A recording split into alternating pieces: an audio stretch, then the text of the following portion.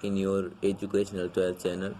आज हम फिजिक्स के पहले लेसन के जितने भी फार्मूलाज हैं उनके बारे में जानेंगे। जैसा कि आपने ऊपर देखा है, तो यहाँ पर पहला देखिए जो लेसन है वो है स्थिर वैद्युत आवेश तथा वैद्युत क्षेत्र।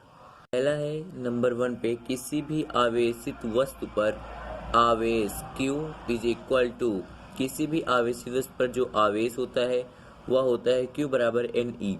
N से नंबर ऑफ इलेक्ट्रॉन इंडिकेट होता है। यहाँ पे नंबर 2 पे बात करेंगे कूलाम का नियम का। जी हाँ, कूलाम का नियम बहुत पूछा जाता है और कूलाम के नियम से बहुत सारे न्यूमेरिकल हल होते हैं। तो यहाँ पे जो कूलाम का नियम है वहाँ पे दिया गया है, जैसा कि आप स्क्रीन पे देख रहे हैं, F is equal to 1/4 pi epsilon not K into Q1 Q2 upon R square, जहाँ पे Q1 और Q2 दो आवेश हैं और R स्क्वायर जो है इसकी दूरी है। तो नंबर 3 पे जो फॉर्मूला है वह है वैद्युत क्षेत्र की तीव्रता। जी हाँ, वैद्युत क्षेत्र की तीव्रता बहुत ही इंपॉर्टेंट है और इससे संबंधित क्वेश्चन जितने भी हैं, अगर आप चाहते हैं कि हम इनके बारे में आपको क्वेश्चन महत्वपूर्ण वीडियो बनाएं तो आप कमेंट में लिख के शेयर कीजिए। और अगले 3 नंबर पे जो दिया गया है वैद्युत क्षेत्र की तीव्रता, ई से प्रदर्शित किया जाता है। ई बराबर F अपॉन Q नॉट। जी हाँ, ई बराबर F अपॉन Q नॉट होता है। नंबर 4 पे जो है वह है बिंदु आवेश के कारण उत्पन्न वैद्युत क्षेत्र की तीव्रता। तो इसमें जो E बराबर है 1/4 pi epsilon not K into Q upon R square.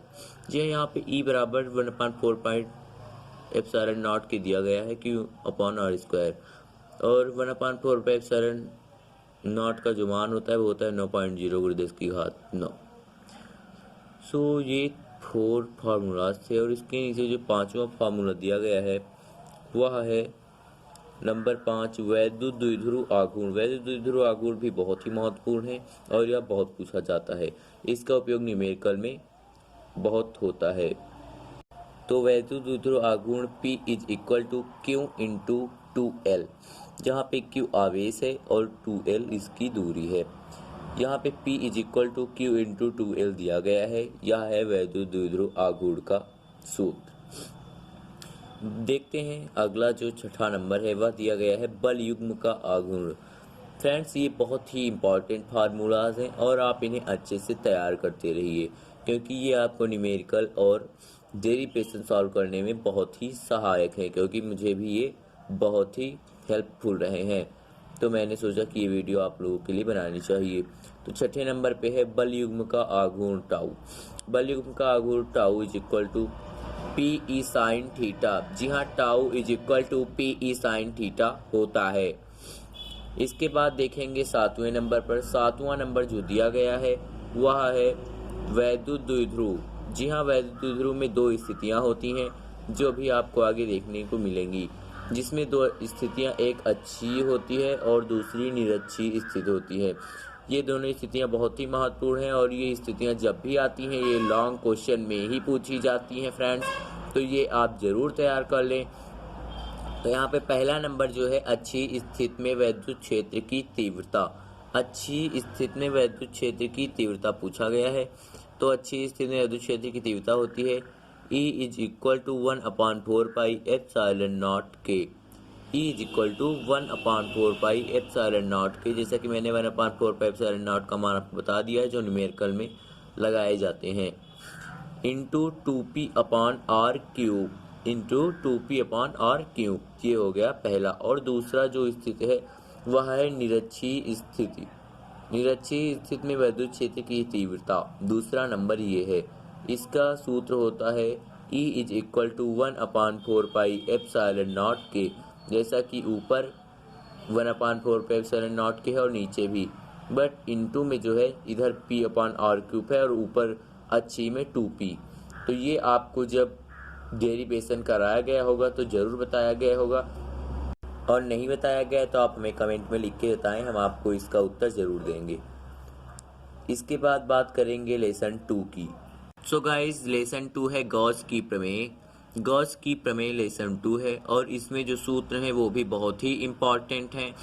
इसलिए इसमें पहला जो मैंने सूत्र लिया है वह सूत्र है नंबर 1, आवेश का पृष्ठ घनत्व। आवेश का पृष्ठ घनत्व सिग्मा होता है और आवेश का पृष्ठ घनत्व सिग्मा बराबर होगा Q/A। और यह लेसन जो है गॉस की प्रमेय का है।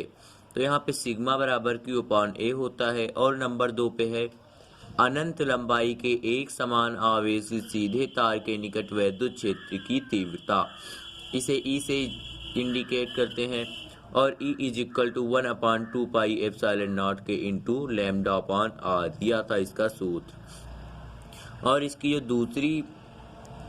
दूसरा जो सूत्र है फ्रेंड्स वह है अनंत विस्तार की समतल आवेशित अचालक चादर के निकट वैद्युत क्षेत्र की तीव्रता। और पहले में पूछा गया था अनंत लंबाई के एक समान आवेशित सीधे तार के निकट वैद्युत क्षेत्र की तीव्रता। तो यहाँ पे अचालक चादर है तो यहाँ पे इसे हम E बराबर σ/2 एप्सिलॉन नॉट से प्रदर्शित करते हैं। इसमें लेकिन तीसरा एक और कंडीशन बन रहा है जो है एक समान आवेशित पतले गोलीय कोष के कारण। फ्रेंड्स यहाँ पे कोष के कारण जो उत्पन्न वैद्युत क्षेत्र की तीव्रता होती है वह गोलीय कोष के पृष्ठ पर होती है E पर। तो E बराबर 1/4 pi epsilon not into Q/R square.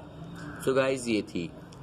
और अगला इसमें गोलीय कोष के बाहर होता है क्योंकि इसमें 3 कंडीशन बनते हैं, कोष के पृष्ठ पर, कोष के अंदर और कोष के बाहर।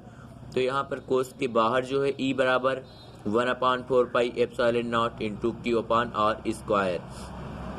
इसके बाद यहाँ पर जो तीसरी कंडीशन मैंने आपको बताई थी वह था गोलीय कोष के अंदर E बराबर 0 होता है। गोलीय कोष के अंदर कुछ भी नहीं होता है इसलिए वहाँ पर E = 0 कर दिया जाता है। एंड लास्ट जो है तीसरा नंबर गॉस की प्रमेय फाई।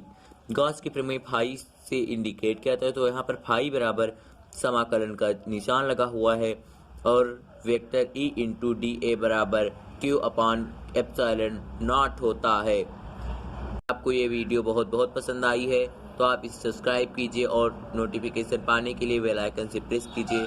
और हाँ, अगर आप हम और वीडियो पाना चाहते हैं तो कमेंट में लिख के बताइए। हम आपको क्लास 12 से जितनी भी जानकारी हो सकेगी हम आपको इसी चैनल पे करवाएंगे।